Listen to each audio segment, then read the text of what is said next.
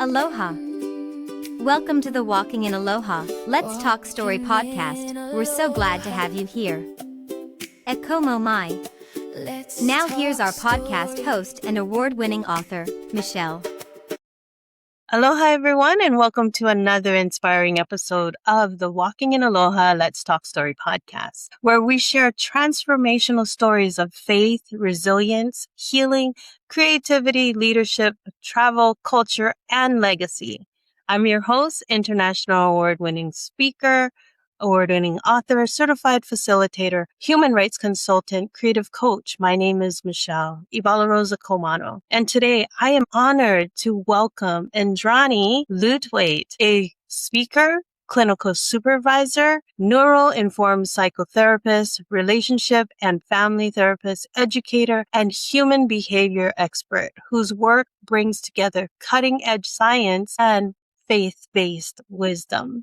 I love that. With more than 10,000 hours of clinical experience, Indrani has supported individuals, couples, families, leaders, and workplace teams. Her professional journey grew from two deeply personal questions shaped by significant loss and adversity.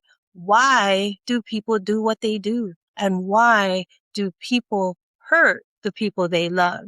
And why do they leave? That's a question that a lot of us ask. That research became a lifelong commitment to understanding human behavior, neuroscience, relationships, trauma, resilience, and personal growth. Today, Indrani helps people recognize the hidden patterns shaping behavior, communication, relationships, leadership, well-being, and performance. Through powerful storytelling, practical strategies, and evidence-informed insights, she inspires the mental shifts that leads to stronger relationships, greater resilience, psychological safety, purpose, and lasting transformation. Indrani is the founder of Wise with Gratitude, creator of the Mirror Steps model, and a finalist in the Next Top Speaker International Top 100. Her signature keynotes include Rise with Gratitude, the hidden patterns behind human behavior, the neuroscience of human connection, and resilience in a changing world. Indrani, your work reminds us that transformation may begin not when our circumstances change, but when our focus changes. I am so grateful to welcome your wisdom, your faith, and your story to our community. So welcome, welcome, welcome. How are you? Thank you, Michelle. Thank you. I am so blessed to join you this morning, and thank you for such a generous introduction. I'm thrilled, and the blessing to be here today, as you mentioned, the gratitude. I can simply say the gratitude changed my life, and it's brought me here. And I'm Thank you. very Thank grateful. you. Well, if you're just joining us here for the first time, welcome. Guests have joined us from around the world, including Africa, Australia, where Indrani is, Norway, Singapore, Saudi Arabia, Egypt, Spain, and here in Hawaii, where I am, and all over the United States. And every conversation is guided by one powerful word, and that word is aloha. For me, aloha is so much more than a greeting. It is a way of living, affirmations and actions, living intentionally while taking daily action towards God's purpose. All leadership and love, leading ourselves so that we can serve others well. Overcoming obstacles, finding strength through life's greatest challenges. 8, healing and health. Caring for our whole selves, mind, body, spirit, and relationships. And the last A is acute awareness, living with wisdom, gratitude, and discernment, and also faith. Indrani, before you became known as a neuro-informed psychotherapist, clinical supervisor, educator, and speaker, your journey began with significant personal loss and adversity, and two powerful questions. Please take us back to the season and share how those questions shaped your search for understanding and became the calling and the body of the work you lead today. Thank you, Michelle. I I haven't always thought about the journey the way I have since I've actually joined the DPS International Speaker Tournament. I have never spoken about my story publicly. And for the first time, when I was asked what do you want to talk about, a topic? And, I thought about it because it had to be related to your story. What is your story? My story is, I always say, how God found me and how I found His grace and mercy through enormous losses. So when I was 4, our father left us. And for 9 years, I thought he'll come back because my mom didn't talk about much. And so my little brain, wherever I went, I look around for my father. I thought he will get off that bus. He'll be at the school gate to pick me up. He will one day come. It never happened. So when I was 13, I was able to see him, but not alive, and recognize him at a mortuary and say goodbye to him that day. I remember asking my mom, why did he leave? And all she can say was, the alcohol did it. Alcohol does it, something like that. And that answer wasn't good enough for me. And I was 13 at the time.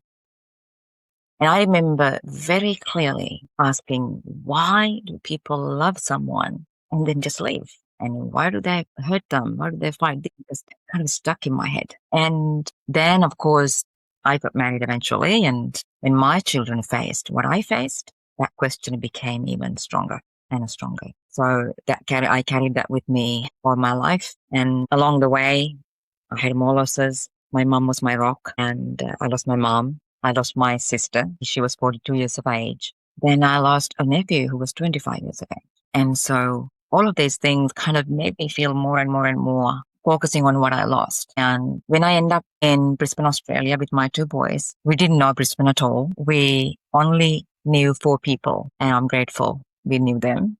It was my in-laws. And then I felt so much of a loss, and I almost forgotten that I had my beautiful boys with me. And one night when I was lying in bed and just, as I always did after my boys went to sleep, just asking why did all these things happen? Why did it happen to me? What did I do? And I was asking God, what is going on? What is next? And I remember I got on my knees crying out, and I looked across a little bedside table. I had this packet of scriptures that was given to me when I left Sri Lanka. And I took this 365 scriptures in a little packet, and I took one out, and it said, meditate on whatever is praiseworthy, whatever is good. And at that moment, to me, like, what is good?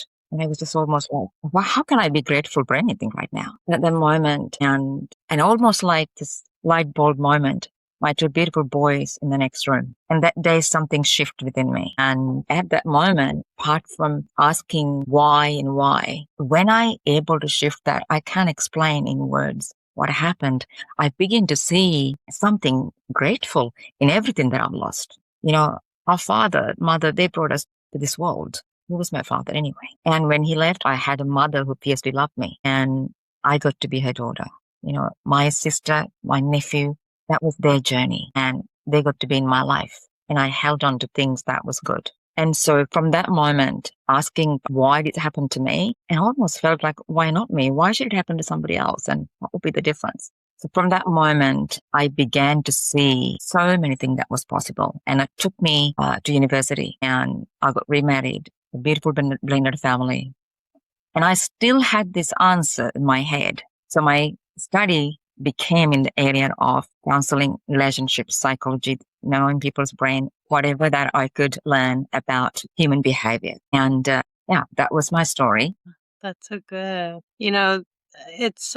There is a lot of hurt and hard times that you went through, and I can see why those questions came about. I read a book a while back when I was going through a lot of things, and it was, why does bad things happen to good people? And that was one of my questions too, is that why do bad things happen to good people? But we are here now, and the thing is that our life story can now help someone else. And so that is the thing that I look at all the time, is that God can take whatever it is that the enemy meant for evil and turn it to good. So thank you for sharing. Thank you for sharing. So as I mentioned, aloha, that is the one thing that ties all of my guests together.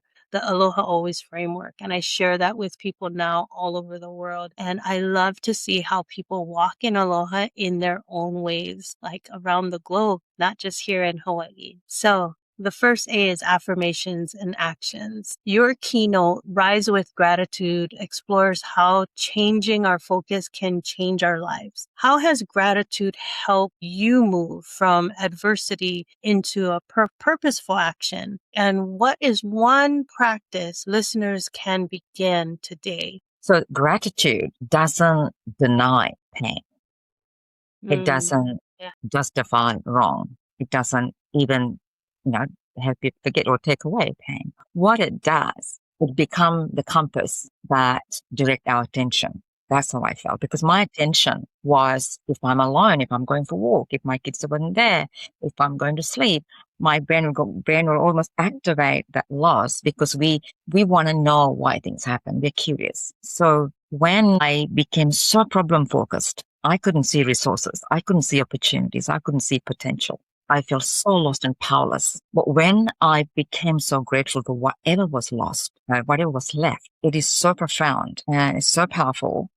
It's just that a scripture came to life in me, and science show that gratitude shifts our brain. It increases our ability to focus attention and our ability to function again. So that was what was happening. So for me, whenever something happened, I was able to teach this to my children. We were able to say, well, what can we, what is left? What can we do? For example, I clearly remember my children, we were at a supermarket in Brisbane here, and there's, everybody might know, maybe you know there as well, there's an ice cream place called Wendy's. And I said to my boys, that's not within our budget. So, instead, we were so grateful we had some money to buy different types of ice cream and go home and make something very similar. So it's almost like kind of, rather than noticing, well, we can't even afford to have an ice cream, we were able to decide what can we do in that place. And so gratitude is about, it's allowing your capacity, your gift that within inside of you, that always in there, it's almost like you activate what is possible by recognizing what is there. And because our brain is designed so amazingly to look for whatever we focus on, whatever we focus on and whatever we repeat, your brain will look for. Imagine, so if we focus on, like I did, what was lost, all I can see is more loss and more loss and the fear of further loss. But then when I notice what is left, what is possible, your brain will look for more resources. And so what is one thing that people can do is that, not necessarily, I know it's nice to think of 3 things you're grateful for. It's a beautiful practice and that sort of thing. But what I am really talking about is looking for something that you can be grateful in the circumstances that are not so good. Yeah. Even people who hurt you, even the people who terribly hurt me, there was something good at the beginning. There was something there, and I can't deny there wasn't. And so when I shift my focus, I don't justify what happened. I stop the adversity from taking control over me. So if you can notice anything that happened to you today and ask, okay, what is one good thing in that situation? It might even be, I got out of there alive. I met somebody that I became friends with, whatever it is. And your brain will look for more. And what you do is then you take control over what happened rather than the circumstances controlling you. That is so good. That is so good. You mentioned about focusing on things, and that's what you notice. That's what you see. So if you focused on loss, you would see and you would fear more loss. And that is just so key to say, because I think a lot of people forget that what they focus on is what's going to be highlighted. It's like when they say, I want to buy this red car. And then now you see like there's so many red cars on the road. It's like that. It's seeing those things and focusing on those things. And so if you focus on good, there will be more good. If you focus on hope, there will be more hope. And I totally understand, because when I came from the domestic violence, I was fearful of everything. And the more I focused on fear, the more that I was afraid of things and doing things. So I knew I had to let that go in order to move forward. So that is so key and so important. Thank you for sharing that.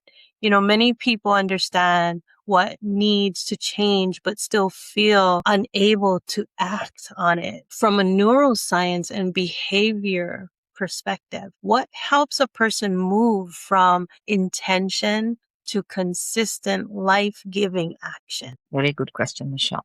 So understanding is a good thing that we need to change or what is important. But understanding alone doesn't create change. It rarely creates change. And people often have lots of information.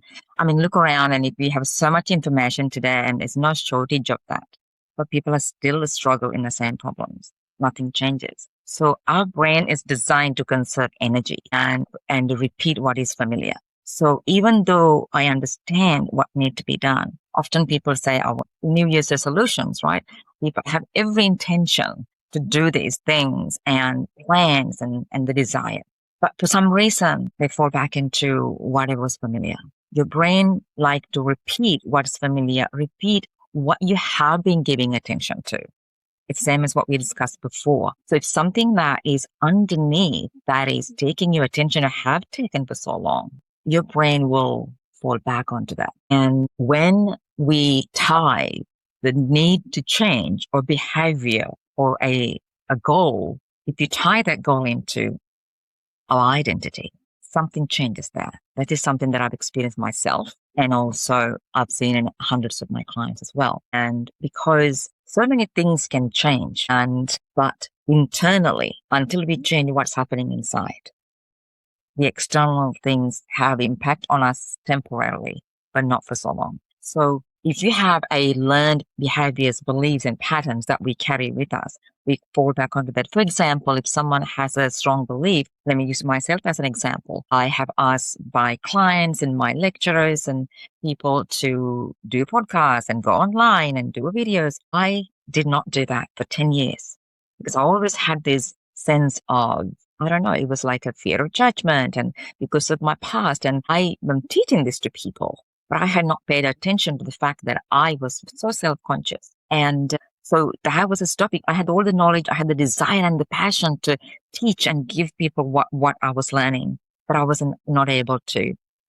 I will create videos and I will delete them. So it's recognizing what is it that deep inside that I've been telling myself and asking, is this really what driving my desire to change? And also recognizing that our brain will function in what automation than consciously, because it's easy. Energy saves is faster. And so the idea is to become highly conscious of what it is that you want to do and ask, who do I want to be? Why do I want to be that person? And then if you're doing something other than what you desire to do, ask, does this align with who I want to be?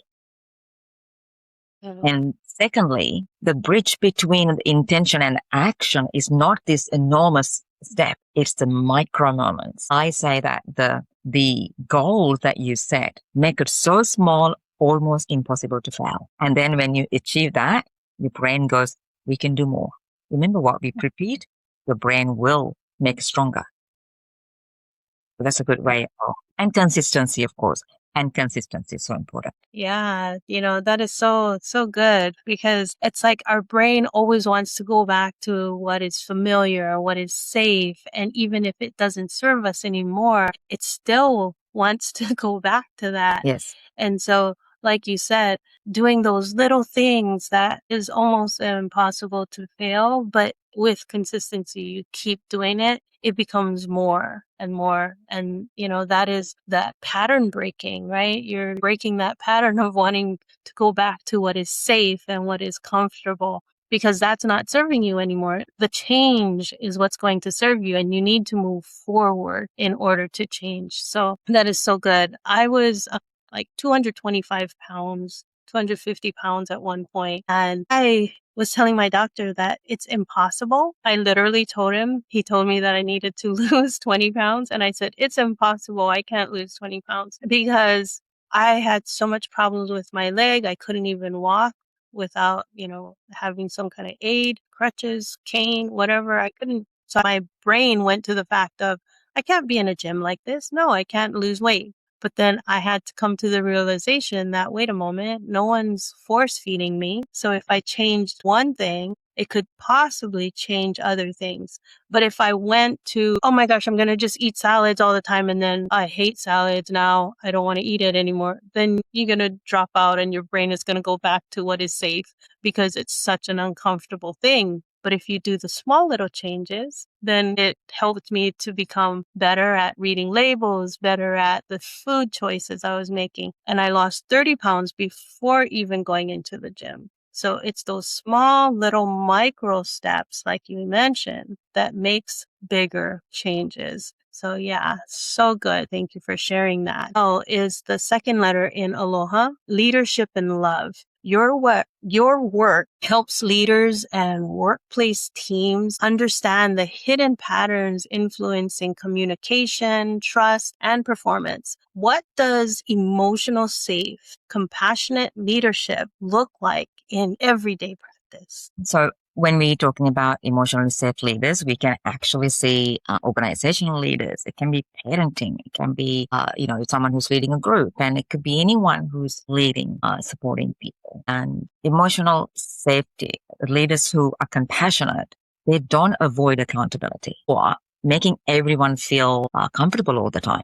The role is to create a space safe enough so that people can speak, ask for help, acknowledge mistakes, be themselves, and not feel criticized, humiliated, labeled, but heard. And being able to do that with boundaries, then that makes you an effective, compassionate leader.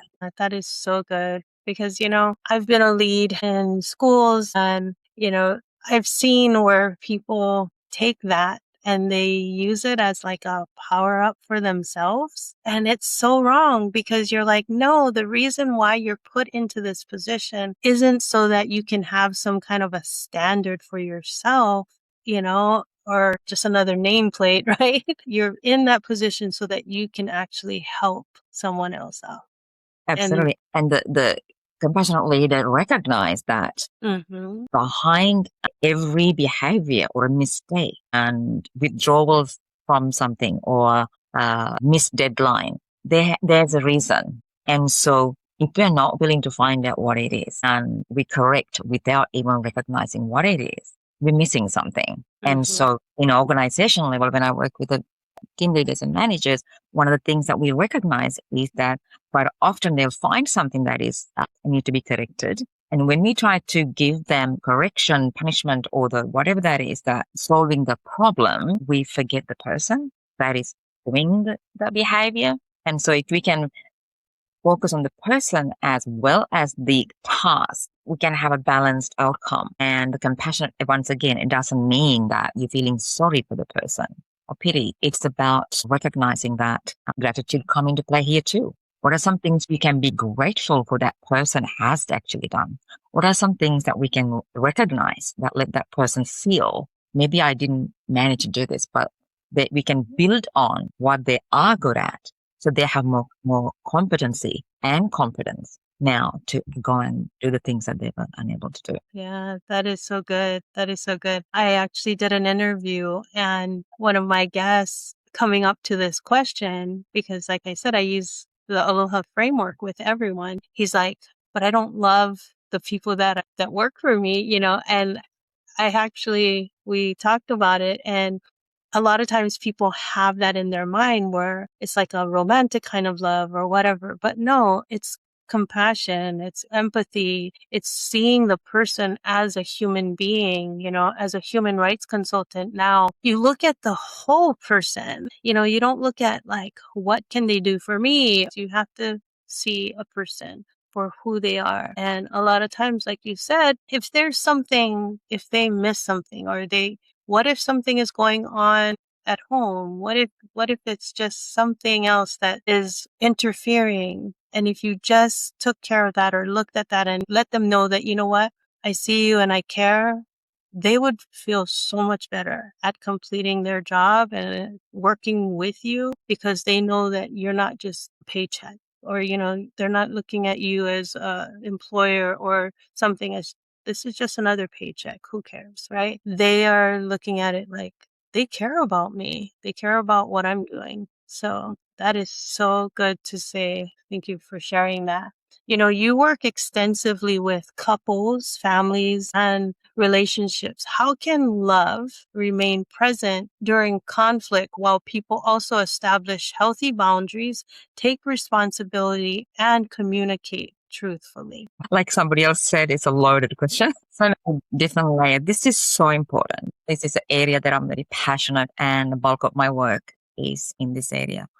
Once again, when we talk about love, it's not just for couples, and it is that compassion that we know that there are different types of love, right? And so the thing is that scientists are still doing lots of researches on love, and we're trying to understand what love is. And I think, as we know, love is universal, but how it's perceived, experienced, and delivered is different for each person and each culture, etc. One of the things that I often hear people, I also thought a long time ago, is that if you love someone, if two people love each other, so they should understand each other. They should just do the same things and shouldn't be any problems. I mean, if you love somebody, why can't you just, kiss and make up? And also people sometimes say, we've fallen out of love. We just, don't have it anymore. But what we're really doing is we're misunderstanding what love is, because we can love somebody and still not understand them. So the conflicts and the distance create because of lack of understanding. We desire to understand people, but we do that through the lens of who we are and what we know, what we experience, what I want, what I desire, how I see the world. So everything is in my personalized lens. And so my understanding of that person is based on who I am. And that is also automatic. I don't blame anybody for doing that. We all do it.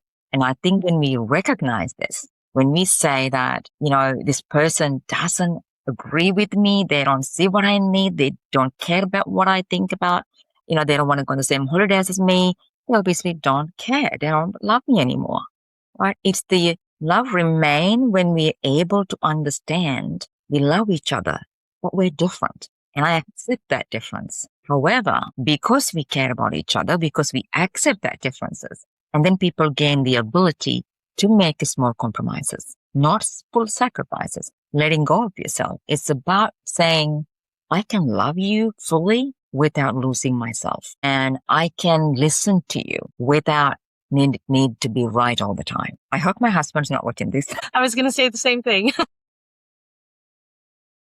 Anyway, but it is the fact that being able to recognize that we are different. Now, so many relationships struggle because this difference it's been seen as the problem. It can be actually beautiful when you recognize that difference and say, when we fall in love with somebody in the first stage of love, seems like we love everything the same. We do anything you want because we are running and we're overwhelmed by all this dopamine, and our logical brain is not doing much of thinking at that moment. But when we come to it, suddenly our brain can't sustain that amount of dopamine for so long. So it kind of settled down and start a second stage of our relationships. And we just think, what happened? The love is gone. Sometimes it feels like that. But it's not the love is gone. We're next stage of getting to know each other. Your brain now wants something different. So in order to remain love, if you're at conflict resolution state and if you've got problems, is to, like John Gottman beautifully have said, remove the things that criticism, judgment, sarcasm, name calling, labeling. If we can remove these things, not that love is gone and then found, you can bring the love to surface. And when you do these kind of things, a person's soul, their spirit is wounded spirit or hurt, you can't show love. It's there, but it's not functional. It's like you're walking into a room that is fully wired for lights and you look around everywhere, you're in the darkness. The power is there, it's switched off. So we can remove these kind of, when we have a problem, those things that I just labeled, we can switch love back on. It's not gone. It's just covered with all the other stuff. So understanding the difference, this is so important. Understanding the difference of each other and then want to know more about them, that will strengthen your relationship. You're so different in this area. Help me understand more why that is. Help me understand where they come from. This ability to understand the difference, psychology call it a differentiation. It means that I can listen to you and without immediately becoming defensive. Yeah. And I can care about you and without letting go of myself completely. Yeah.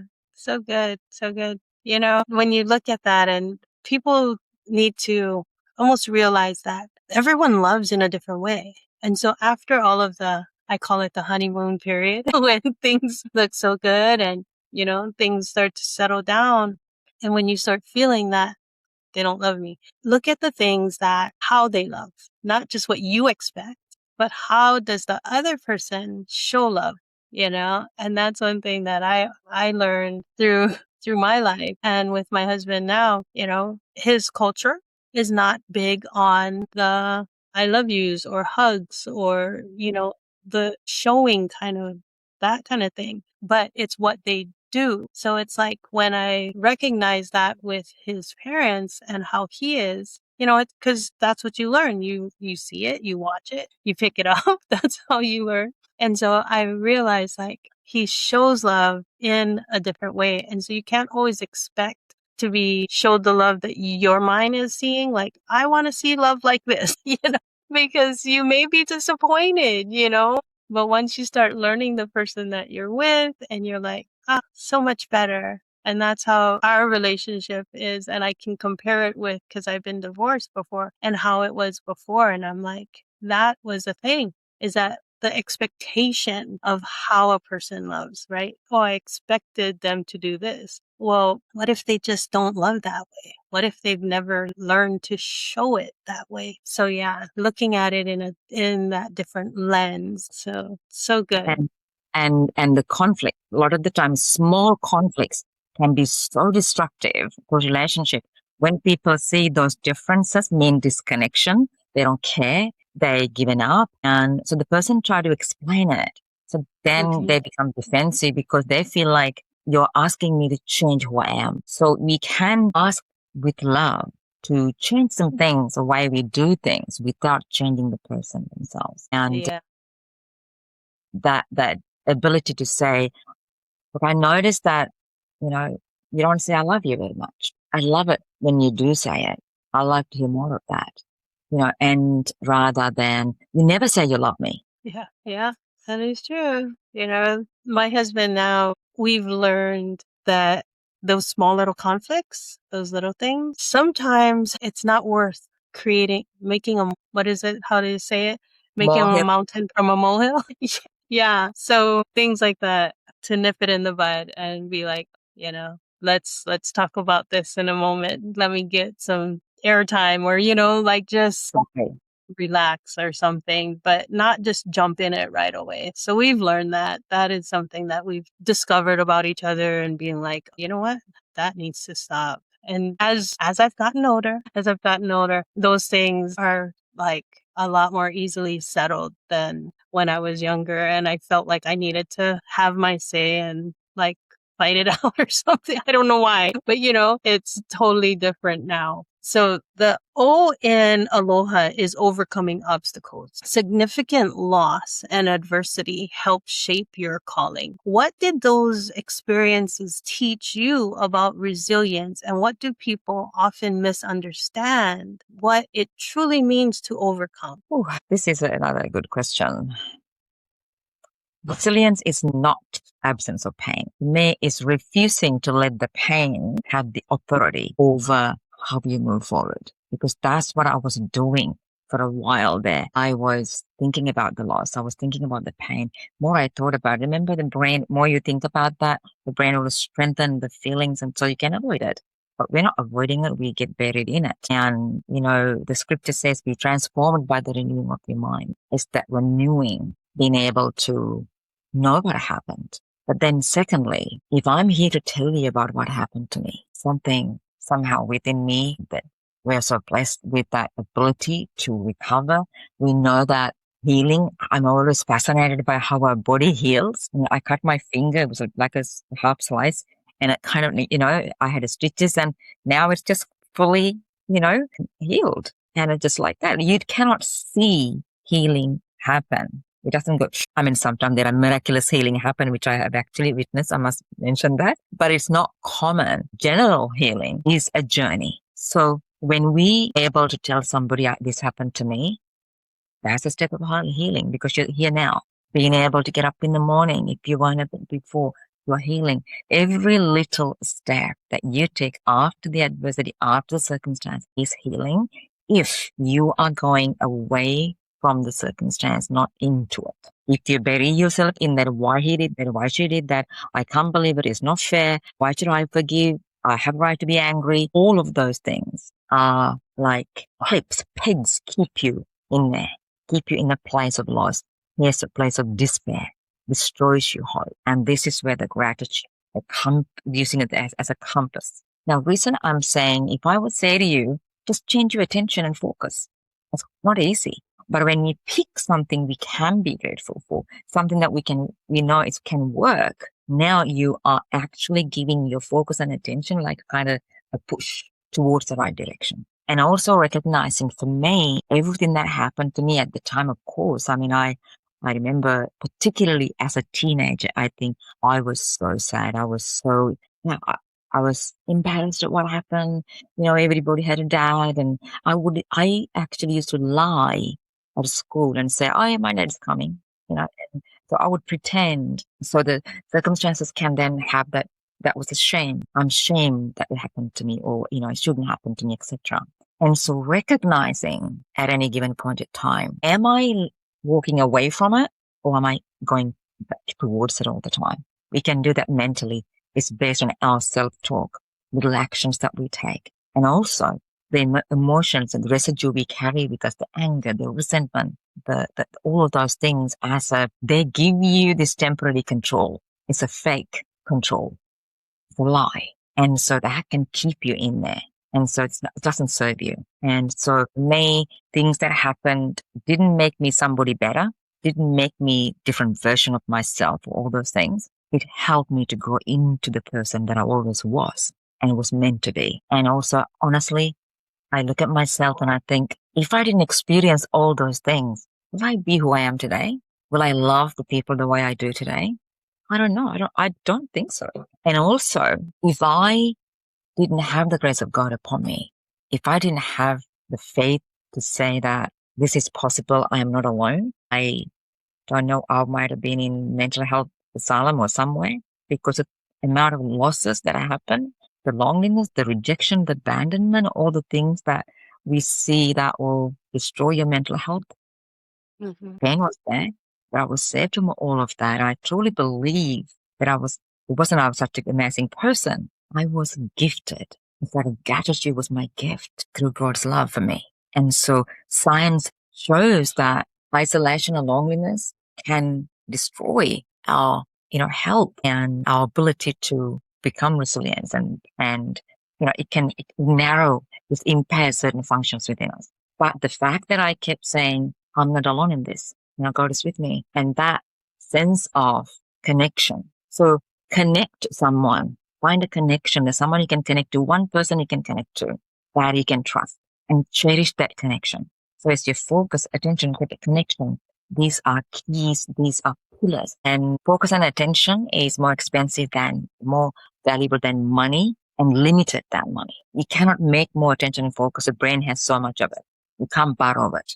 So use your focus and attention for the things that matter the most, things that uplift you, things that allow somebody else to feel better because you did something. You talked about, the loneliness and coming in and knowing that you were not alone because you knew that God was with you, and finding that person that could actually be there for you. My pastor once gave this analogy of the coals in a fire. And if you took one of the coals and you remove them and it's sat there, sooner or later it's going to start to cool and it's going to die down and it's going to burn out. But if you bring it back in to the, with the rest of the coals, it's like bringing a person back into community, bringing them back into the church, being, somewhere where they know that they're safe, they're seen, they're loved. That coal that was once dying out and almost, burnt down would start to glow again. And I always look at that in life, because I know what it was like to feel alone. I know what it was like to feel like nobody heard me or saw me or cared enough. But to go out, when I was in the relationship, I was told that nobody would want to hear me. Nobody wants to hear what you want to say. Those kind of things. That was the control that he wanted to put into my mind. And it was constant enough that I did feel like that. Or once I talked to someone and I felt like a little bit ignored, I'd be like, he's right, And so it was in my brain. But then once I was out and once I realized, no, there are people that care. There are people that are listening. All of that was a lie. And so, as neurologists, or the synapses in the brain can reconnect and do those things and the pruning. And so you can prune out those bad things and you can focus and connect those parts of your brain that needs to be connected to the trust, to the love, to the, all of those things that you thought maybe was lost, but it truly isn't. It's still there and it takes time, but you can break that cycle. And so you often talk about the hidden patterns behind behavior. What happens beneath the surface when our hidden biology and automatic patterns, when we react in ways that we later regret? We've all done that. And how can the mirror steps model help us notice that and interrupt that cycle? Okay, so it is so important to us to consider this question, Michelle, because we often, particularly when it comes to emotional, psychological, relational aspects, we forget the biology plays a significant role. We live in this machine, we live in this body that every part of our body, how it works, have an impact on how we connect, how we respond, how we perceive situations, and how we choose and make decisions. So when we react, so your question was, when we react, it is not intentional. Number one, so important to understand someone's reaction in a particularly heated argument or if it's a reaction, simply, let's say, it's not, it's automatic. If it's a response, that is well thought of. Because to respond to somebody thoughtfully and constructively requires you to come back to your cortex, the cortical region of the brain, and use your attention, use your intention, meaning, etc. But the reaction is automatic, and it happens in more of your emotional part of the brain. So that reaction happens, and if I can get this right, I think about, it's like I might get it wrong. It was like a fraction of almost like, I think, 1300 millisecond or something like that. That's fast. So if you're saying something, I have already processed it. I have already interpreted. And if it's visual, if I'm looking at your body language and your posture, etc., I process that. I interpret that even faster. So my reaction to what you're saying, like a boom, and then I go, why did I say that? Now that because your emotions, the science also says your emotions rise and it lasts maybe 90 seconds and kind of, it's like this wave rise and come down. So this is why that often people react so badly and then walk away and say, I didn't mean to. And the person says, of course you did, right? So the thing is, why is it those reactions in such a way? So again, we have these hidden patterns, beliefs, feelings, things that I think is true. So if I think that if you really care about me, you will always return my calls. If you really care about what matters to me, you will always put the dishes away because I ask you to, right? Etc. So that's my belief. I have that belief so that when you don't do that, I believe, see, I was right. So then what happened is, because of my reaction, that person increased their behavior. Now I think I'm right. They really don't care. So it becomes a self-fulfilling prophecy. But underneath, there is none of the dishes, not the phone call. It's about people don't care about me. People don't take me seriously. If that was my underlying belief, my brain, remember that repetition? And brain will scan for what we repeat. Therefore, whatever I believe deep inside, my brain will scan more of that. Just like what you said earlier. When we bought Toyota Tarago, I hadn't even seen that car before. But once we had the car, we see it everywhere because my brain connects the association to what I know and have. right?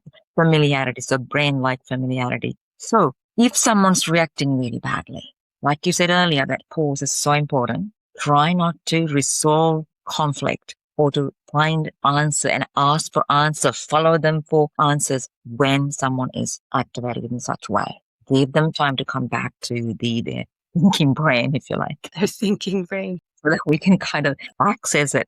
It's like you're driving on a freeway doing 120 k's an hour. Somebody says, pull over. You can't, right?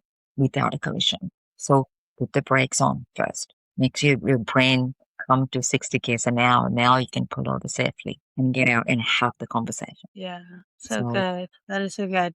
Just health and healing. And you bring together neuroscience, trauma-informed practice, relationships, and faith-based wisdom. How do these elements work together to support healing of a person, a whole person, rather than only treating visible symptoms? So when we are working with a person, like I said earlier, like we're like a machine. We have so different parts working together to keep us alive. Like if your kidney's not working, we're not going to say, oh, well, just a kidney, don't worry about it. You got the liver, you got this and that. Forget about the kidney. We need everything working together. Our brain is constantly talking to different parts of it and vice versa.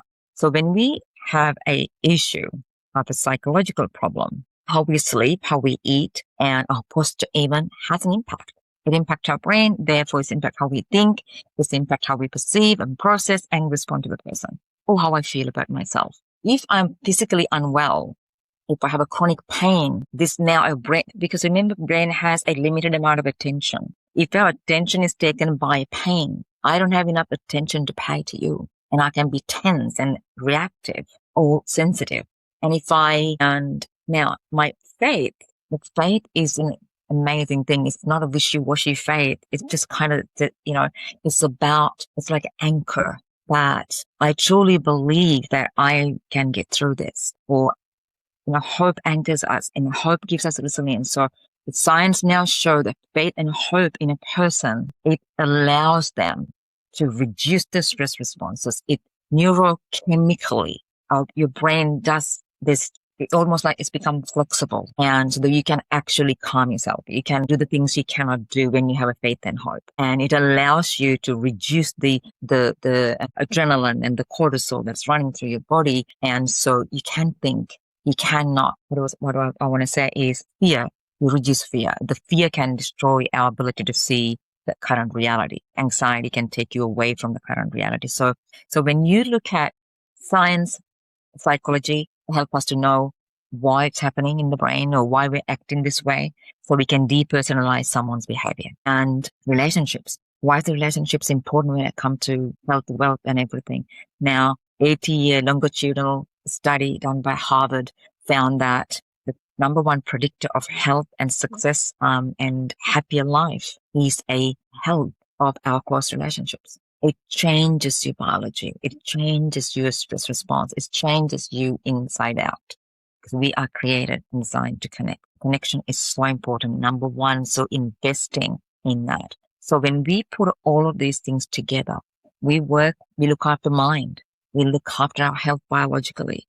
We look after our attention, our cognitive, our thinking capacity, our way of thinking, the way we see the world, the way we see ourselves. In doing so, we enhance three things: our relationship with ourselves and God, our relationship with each other, and our relationship with the world. So if one of those things kind of lopsided, it's impact the other.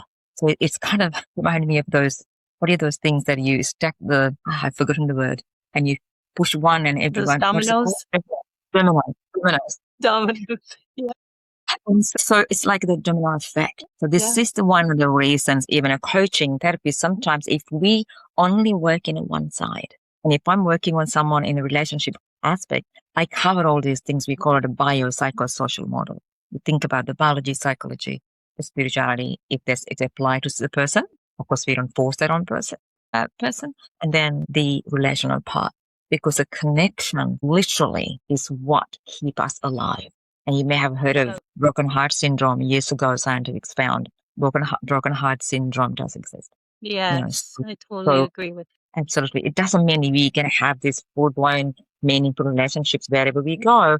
But connecting to someone also then activated within us, I'm worth of that person's time. So you do actually have a self-compassion when you're connecting with somebody and the compassion to that person. So I think I'm going to stop there. I'm going to talk all day. So good. I know we can talk so long about things because it's so important. It is just so important. What does genuine healing look like when someone's circumstances have not changed? And how can faith, professional support, and practical daily choices work together without minimizing pain? Okay, I think we kind of touched on that a little bit before. Genuine healing does not always begin when circumstances are changed and all fixed. It can be circumstances that is still not so good. Like mine wasn't, I was still, mum with the 2 boys and 3 suitcases in Brisbane with no place to call home. And I did not have my parents, and I had lost just about everything, a business that I worked very, very hard for 12 years. And so I was financially okay. And now I'm financially, absolutely in a really bad place. So my circumstances wasn't so good, but the healing began the moment I saw possibility of going forward. So really, to me, the first step of healing is faith, your ability to believe. The question is, what would you believe in? Exactly. Right? That is so good. So that allows, the moment you believe, this is not just my opinion, it's science. You believe in something that you know now, the brain will pursue that. It will look for more things. So when I said, boys, we're going to have to find a home to live in. And so now we're looking for home and we're looking for how we can do this. And next thing we're going to get you to school. And so whatever it is that we're going to do from now on, we did. And I hadn't even finished year 12. But when I believed, someone told me years ago, I was very, very unwell and she was praying for me and she sent me this message. I don't remember the whole thing. She said to me, "You're not done yet." So there's so much to be done. God's going to give you words to say, because at the time I could barely talk. And so, at the time I feel like I was going to die. I was extremely unwell. There was no diagnosis of anything. All what happened was my whole nervous system was almost collapsing, not psychologically, but physically. But at that moment, someone gave me faith to keep going and believing that, no, I am not going to be sick. I'm not going to die, because my head was saying, why not? I really thought I was going to die. But at that moment, the healing was taking place because I was able to see what is possible. Because if I can't see what is possible, I'm never going to pursue it. And so the second thing is, think about how your body heal, wound heal, the fracture heal. There are stages of healing. So recognize those stages of you're doing something new. It's difficult. It's hard. Broken leg. You're not walking properly. You're limping. It hurts but if first you can just limp with the crutches, then you take the crutches off. You see healing increases. You still can't walk properly, but you are healing. So you're constantly healing. And for some of us, the healing is longer and some of us is faster, but it's really, I believe, depending on our self-talk, where we put our faith and how we connect to other people. If anything that you don't take away from this talk, I really, really encourage everyone to, the connection is so important. Connect with people that uplift you, support you, but also connect with people that you can support. Connect with people that are less than you. Reach out, and healing comes when you can see to heal and support others. This is so powerful. I'm a living example of that. And I truly believe that when I was going through significant pain, and I wasn't going to share this. I'd like to share this actually very quickly because we're talking about healing. I was coming home after my mom's funeral on my own. I was on the flight. I wonder if this girl would see this. This person was going to Singapore and we were in the Singapore airline, and I saw she wasn't eating her food and she had tears in her eyes. And I reached out and said, "You okay?" She said, "I'm sad because last time when I ate, my mom fed me leaving home for the first time to get a job, and the civil war in Sri Lanka, but at the time they lost all their business, etc. She was very sad on leaving her mom. And she said, "How about you?" And I didn't want to say to her, "Well, I just going home from my mother's funeral." And I said to her, I just left my mom too. And I was able to kind of talk with her and, after a little while, and she saw my Bible. I had it with me and we talked about that. And I told her, she said to me, you seem fine. Good, she said. And I was so broken, numb, and I was just falling apart inside. But I just felt at that moment as I was talking to her, and I just felt this peace. And I feel like, wow, the first time after my mom passed away, talking to this young woman, I found peace inside of me. My brain shifted later. When I was learning neuroscience, I saw what happened that day, scientifically speaking. And so I would say, reach out to somebody that's struggling than you. At a moment, you don't have to say, look, I don't have much to give and I don't have anything to give. Doesn't matter. Give your time. Give a beautiful statement, do something for somebody.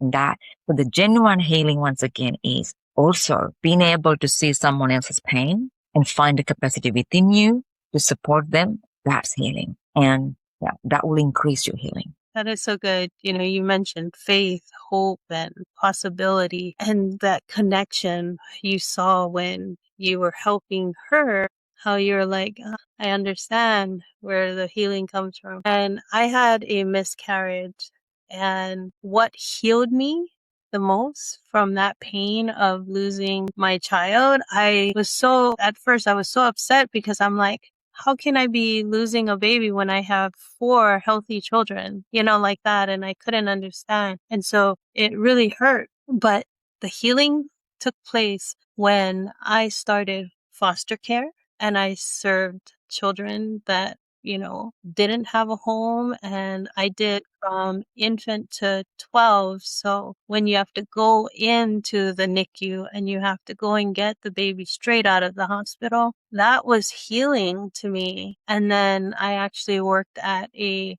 crisis pregnancy center, knowing that I lost a baby, helping these girls who question the fact that, am I going to keep this baby? And helping them to see that there is a life growing inside of you, and helping them to see that there's possibility that they can still have the baby and there's people that's going to rally around them and help them. So getting that, the hope, the possibility and faith and community, those are so important in healing. So completely understand that. I've lived it myself. So good. Your quote says, the day your life changes may not be the day your circumstances change. It may be the day your focus changes. I love that. How can we become aware of those, where our focus is leading? I know we spoke about that, but tell us more about that and redirect it,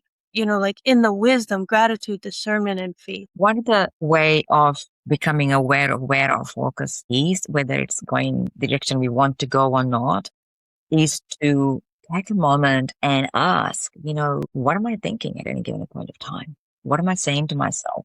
What do I hear me say when I talk to other people? And, sometimes you say to somebody, how are you? The first thing they say is, oh, isn't it a miserable day?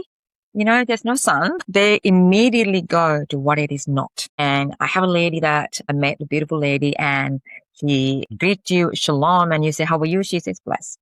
It's not kind of this fake, positivity or it's not, but it's you're constantly noticing. So, stop and ask yourself, where is my focus at any given point of time? And secondly, look at some of your actions, your interactions, and is there a theme? Do you see a theme?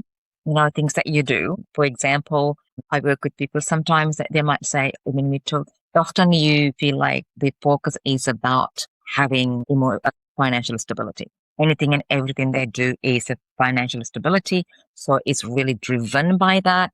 That might look like having your children in, daycare longer and longer, cutting down holidays, or it's working 24/7. And, just really so many decisions being made around that. The focus is financial stability. Now, that sometimes happen because, like we said earlier, the underlying driving force is perhaps they grew up in a way that financial stability was super important. It is for all of us, right? But because of the financial stability wasn't there. There was so much pain or fear.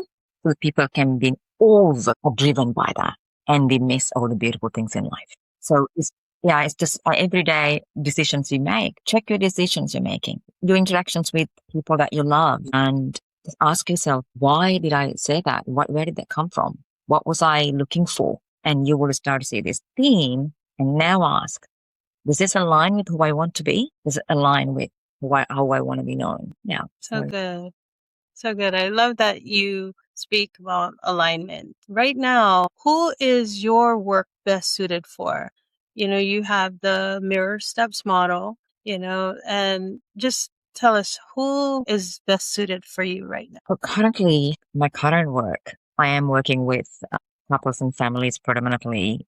But when I work with them, though, I do work with not just the relationship, it's addiction and the management. We do anxiety, depression. So we really, anyone who that really has a desire to improve their relationship or maintain their relationship health, and whether it's family, intimate relationships, or leadership, I work. And I work with leaders at the moment, and leaders and employees in that capacity. So really anyone who desire in that way to improve relationships and have a healthy mental well-being, those are the areas that I'm working currently. Specifically speaking, I would say those who are struggling in relationships and would like to improve them, whether it's personal or professional.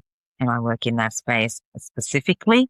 And also I do take a trauma-informed lens and trauma-informed practice. So if you're someone that actually have a trauma background, now having said that, most of us have some kind of a traumatic experience. Trauma is not about having something drastic, something like earthquake or someone died, or it doesn't have to be that. It is something that happened to us that went beyond our coping capacity and had left an emotional scar and it has an impact on us. It could be someone at our best friend suddenly decided, I don't want to talk to you. And it's not what happened. It's the impact that had on you and you respond to that. And so I hope that's kind of... So good. So can you share the best way for our listeners, leaders, event organizers? How can they connect with you, explore your work, or invite you to speak on their platforms? You can contact me on my website, which is eflcounselingandcoaching.com.au. I'm on Facebook, Instagram, and also in LinkedIn. Beautiful. I will put that in the notes at the end of the broadcast. That's great. Thank you. When people look back on your life and work many years from now, what do you hope they remember about you and the legacy that you created? I think I would like people to feel, because something that I was never good at. One of my children told me this, and I was not very good at listening. So I love listening to people, and I'm willing to understand who they are and where they're coming from. That is so important to me. And I also know this has changed so many things. So I would like people to remember that women who had all the time in the world to listen to me, because I think it's so important that people need to be heard and understood. And I think the legacy that I would like people to remember is that there is nothing more valuable, important in this world than human connection. So invest in the healthy connections that you make, and that is your best return of investment in the businesses, in your health, your wealth, your success. You can invest in everything in life. I want people to know that the best investment is the investment you make in your relationships. So beautiful. I love that. Indrani, thank you so much for sharing all of this, your journey, your wisdom, and your heart behind your work. Your story reminds us that the patterns shaping our lives can be understood, that adversity does not have the final word, and that a change in focus can become the beginning of lasting transformation. Completely appreciate the way that you bring together faith, science, gratitude, compassion, and practical strategies to help individuals, families, and leaders, teams build that stronger relationships, greater resilience, psychological safety, well-being, and purpose. Before we close, you mentioned earlier, you didn't say it, but you said that you're not an author yet. It's not published. So tell us just a little bit about where that is leading you. I have a book.